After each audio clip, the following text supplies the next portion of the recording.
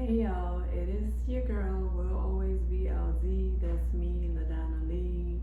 Welcome or welcome back to my channel. Over here, we focus on faith, finances, fitness, and always business. Cause, baby, we Fortune 500s. We millionaires over here. Yes, we are. Yes, we are. How y'all doing today? How y'all feeling? You know, we into the fall, so it's time to relax and enjoy life just a little bit. When we are definitely in the fourth quarter of the year, so it's time to get it popping. You gotta hit the ground running. Why you waiting for 2026? Ain't no way in the world you should be waiting till 2026. You gotta get it popping right now.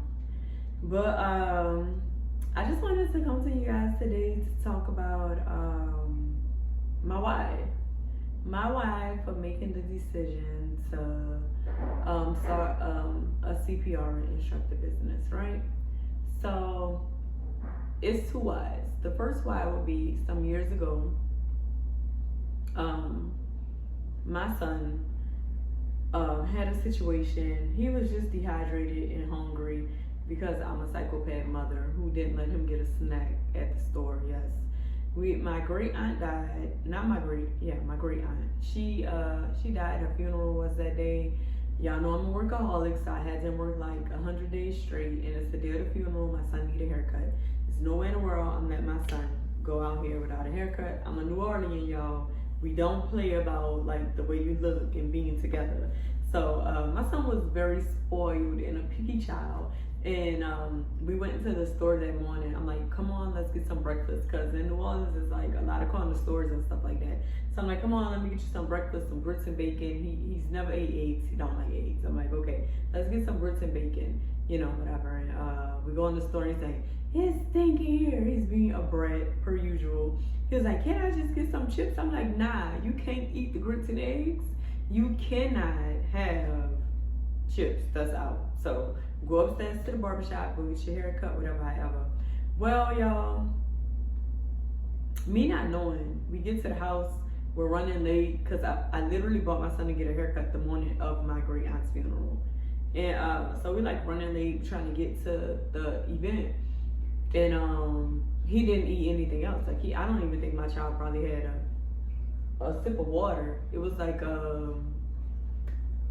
my dog distracted me, I'm sorry y'all. So we get to the funeral, and I did not know my aunt was who she was in the Catholic community. I'm grateful to know it now, but she did so much stuff. Like where normally a Catholic funeral is like an hour, my aunt's funeral was like 3 hours. So we're at the funeral, my son is okay, we make it to the graveyard, and both of my kids are like standing on the side of me. And I literally like felt my son like kind of like lean back a little bit. So I was like, are you okay? And he shook his head, yeah. Cause I didn't have like my kids, my son, my daughter is dramatic, but my son is more like nothing is never wrong with me. So he was like, yeah, but I could tell he wasn't. So I literally like took him out of the crowd and walked him like to the side, well, tried to walk him to the side. And as I'm getting my son like out of the crowd, like at the burial site, my son literally like passed out in front of me. Keep in mind, I've been in the career path that I'm in, I've been doing it since my children were 1 and like 6 months, right? So in 6 months, I think it was like maybe 2 months. And I literally was like, I screamed to the top of my lungs. Like I forgot about every lick of training I had. None of that mattered to me at that moment. Only thing I knew is that my child was down.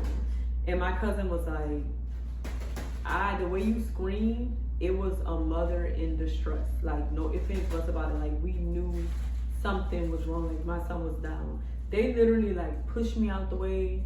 My aunt and my cousin is a nurse, my aunt is medical too. Like they was ready. They had to bust my son's shirt open and was about to like start compressions. And like in the midst of him passing out, he ended up like coming back. Long story short, he was dehydrated, he was hungry. Don't judge me, y'all. I'm such a strict parent. His mother had then dehydrated her child, like because he wouldn't do what I say he had to do. I'm not that mom. I'm sorry. So literally, he ate. They gave him some electrolytes, and my son was his regular moving around, cutting up, jolly self. But I was so disappointed in myself that day. I remember my cousin and my aunt getting on me. They was like, "You forgot everything you was trained to do," and I did. Like it just was totally different. Like this was my child, and I did not know what to do. Like I forgot every lick of CPR. Like it was like, out of here. I don't care. So from that day, I was like, yeah, I will never not be prepared to give CPR again. Like I will make sure that I can save a life from here on out. And from there, like every code I've been in at work, I am very calculated. I am together. I know how to save this person's life. I can do this. I do not panic. It's not going to happen because I meant right then and there that if anybody, including a loved one, needed me, that I will not panic. Like I will be able to save their life. I meant it. I was like, you will never be in this predicament again because this is what you do. Like how did you not know? How did you totally like just drop it because it's your child? No. That's when you go harder. You have to know how to save someone's life. Like you have to be able to save your mom, dad, cousin, auntie, grandmother. And that was the second chance of me showing that I can save a life. Anybody who's been here for a while, you know how much my grandmother means to me. My grandmother is and will always be my earthly savior. She was my entire world. I lost my grandmother in 2022 to dementia, Alzheimer's. It's all the same. I'm just grateful that she didn't hurt at the end of the day. You know, she went in peace around her family, and I'm beyond grateful for that. But prior to that, I'm going to say about 2019, 2020, I didn't, on Tuesdays and Thursdays, I would sit with my grandmother, and I had a class to take, and my godfather was there that morning, so he went watch her the morning time until I finished with my class. And when I came back from my class, my uncle was like, hey, I was like, how was grandma? He was like, she was fine. She threw up, and she's been asleep ever since. No shade to my uncle, no anything to my godfather. He's not medical. He didn't know any better. In his head, mama don't feel good. She threw up, you know, because we really treated her like a little baby. She threw up and she went to sleep. That's normally what people do when they don't feel well, they sleep it off. So when he said that, it triggered me, and I was like, yeah, something isn't right. That's not like her. So I went upstairs, I let him leave. Like, I didn't even like make him panic or worry anything. I was like, oh, okay, I got it. I'll go check on her. So I go upstairs, and she's still like asleep. And I'm like, grandmother. She's not really waking up for me. I don't want to panic my aunt, right? So I pick up the phone and I call her, and I was like, hey, I really don't like the way grandma look. I was like, can you leave work? I just rather a second opinion before I call 911. I was lying. I had already called 911. As soon as I heard word, I called 911 because I knew something was wrong, but I didn't want to risk my aunt hurting herself, you know, trying to get to us or whatever. So she was like, yeah, I'm about to leave right now. And she didn't really live too far from my house. So I'm looking at my grandmother like not being responsive for me. She's breathing, but she's not herself. Like when I'm saying her name, she's showing me that she's still there, but she's not herself.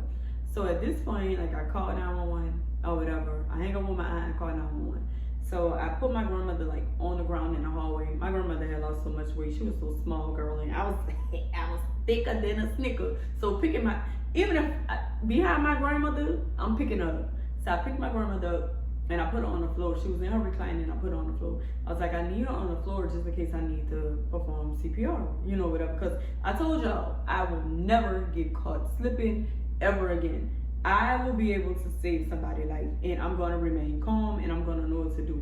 And right now, the person right here, I just told y'all, this is my earthly savior. There is no way in the world I'm going to not be able to save my earthly savior life.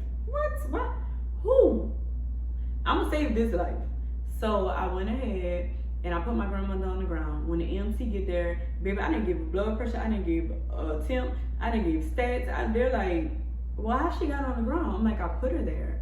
And he was like, well, why did you put her there? I said, because if I needed to start CPR, I could have started in a recliner. He was like, what you do for a living? It don't matter, but I will be able to save her life. And I made sure that I would have been able to save her life. I didn't have to, thank God. We got her to the hospital and they took care of my grandmother. And I'm forever grateful for them taking care of her, from the EMTs and everything else. Like, I'm grateful. But that's my why. My why is, it doesn't matter who it is.